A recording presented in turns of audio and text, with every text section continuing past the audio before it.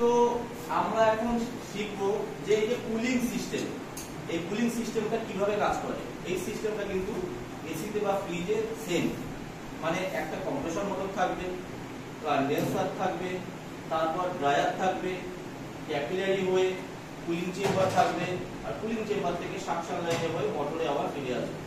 এবং কম্প্রেসর মোটরে আমরা জানি তিনটে লাইন থাকে, ডিসচার্জ লাইন, যেটা ব্যাক আসছে সেটা সাকশন লাইন, আর আমরা যে চার্জ করি, গ্যাস চার্জ করি, সেটা হচ্ছে চার্জিং লাইন। তো সেটআপটা হচ্ছে এরকম।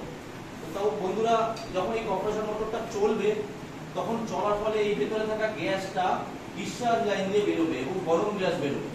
ডিসচার্জ লাইন দিয়ে বেরিয়ে ফার্স্ট আসবে কনডেন্সারে। কনডেন্সারে আসার পরে ঘুরে ঘুরে ঘুরে ঘুরে গ্যাসের চাপ ও তাপ কিছুটা কমে যাবে। কমে যাওয়ার পরে ও আসবে ড্রায়ার বা ফিল্টারে। ফিল্টার কি করবে? গ্যাসটাকে পরিষ্কার করবে, ক্লিন করবে। করার পরে কি হবে? গ্যাসটা ক্যাপিলারিতে চলে যাবে। ক্যাপিলারিতে যখনই চলে যাবে, গ্যাসটা কিন্তু গরম গ্যাসটা তরল গ্যাসে রূপান্তরিত হবে, আর তার সাথে ওই গ্যাসের গতিটা একটু স্লো হয়ে যাবে, স্লো করে দেবে।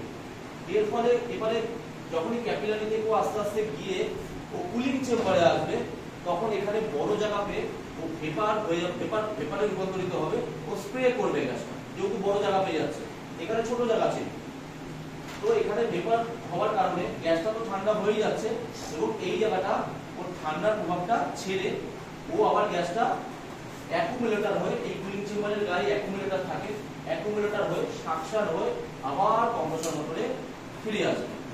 এইভাবে সার্কুলেশনটা চলে এবং একটা মোটর গ্যাসকে গরম করে আর বাকি প্রত্যেকটা জিনিস গ্যাসকে ঠান্ডা করে। কিভাবে?